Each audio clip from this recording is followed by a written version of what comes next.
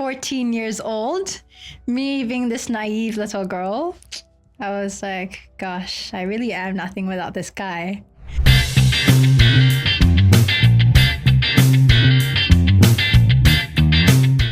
Hi, I'm Kat Roshan. This is my celebrity podcast, and this is episode 1.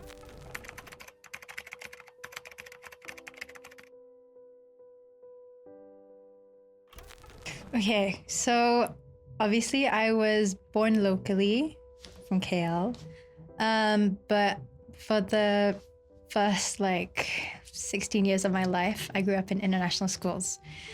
And obviously my mother tongue is English, and so I predominantly write in English.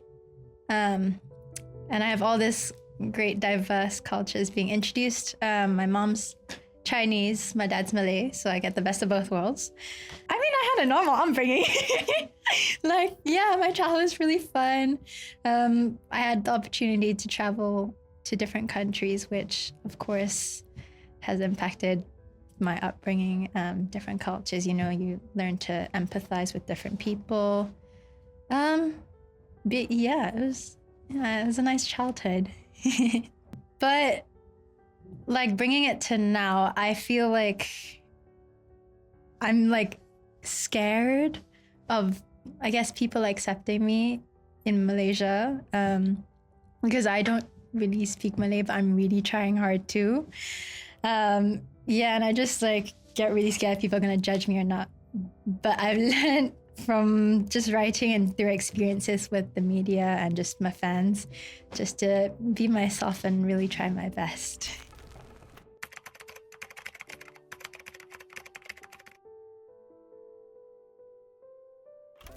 Okay, so start at 5. Well, I didn't really enjoy piano as much because I went through the ABRSM exams, so it was very rigorous and tedious to kind of just memorize the whole pieces, be really pedantic on the different notes and staccatos and whatnot. So I quit at after grade 6, and then I started just improvising on my own and just freelancing on the piano. And then I took up violin. I don't know why. I just had an inkling to kind of just go with the nice because I think violin imitates a person's voice. It is very vibrato-y and stuff. And I grew in love again, but then I did the ABRSM thing and it just did not work out. And I wasn't really supposed to be a musician. At the time, I was very into sports, so I was doing athletics, basketball, football, swimming, tennis, you name it. And I was competing in, what's it called? State level for long jump and 100 meters. So my pathway was really to be a sports person. But then I met Uncle Asus, who is my dad's friend. He had a connection to Pak Chosi Pratama, which is an Indonesian producer. And I somehow got connected to him and we did a song together. And I was like, oh, maybe a musician career would work. I don't know. I was like, we'll just go with the flow and see what's up. Yeah.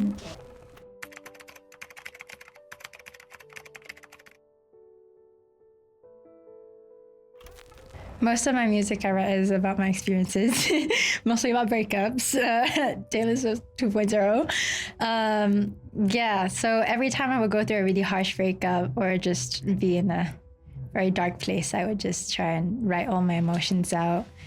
But a lot of my other half of my later English songs are about anxiety, which I think is quite, well, now it's not really taboo, but it used to be very taboo to talk about. And in the pandemic, I was having maybe once a day a panic attack. So I just thought maybe it would be a cathartic way to put how I was feeling and try and get it all out instead of just bundling it up to just explode in a different way. But yeah, mostly about my experience.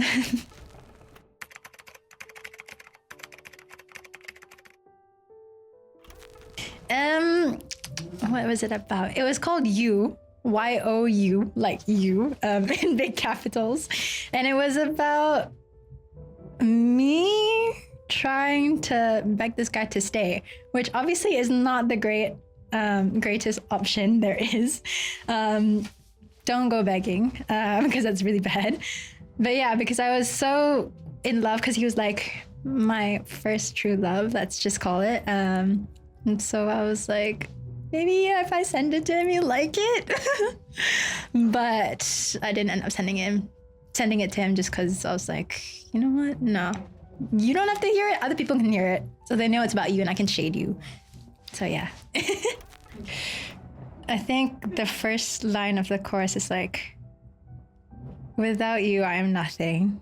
Because at the time, at 14 years old, me being this naive little girl, I was like, gosh, I really am nothing without this guy. So embarrassing. But like, you know, you go through breakups all the time. It happens in life. So you learn from the previous, relationships.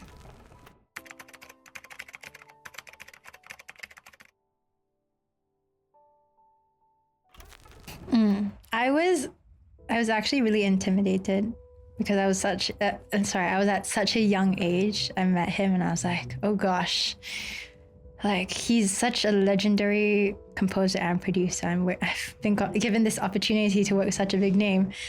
But the couple of sessions I did with him, we recorded Rasa, which is actually my first Malay song as well.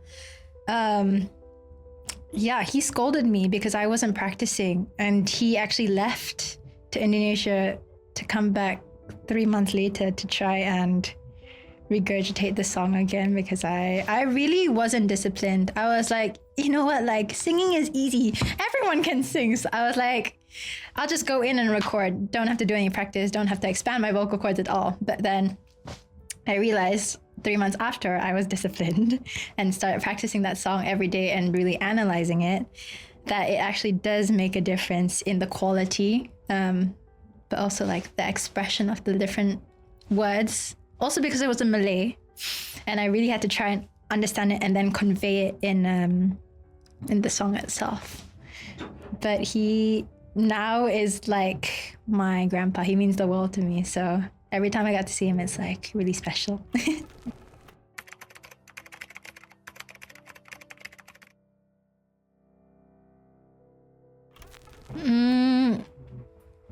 I think a crucial lesson that I have learned, and I'm still learning to this day, is that nothing comes for free, or that you need to really be careful with who you surround yourself with, and whether or not they want to take advantage of you in that sense. Just because, like, if you trust someone and then they break that barrier, then it's quite hard to piece it back together. So yeah, just being careful with what I give out to people. Thank you for listening. If you made it this far, I'm really grateful. Stay tuned for episode 2 for me and my podcast.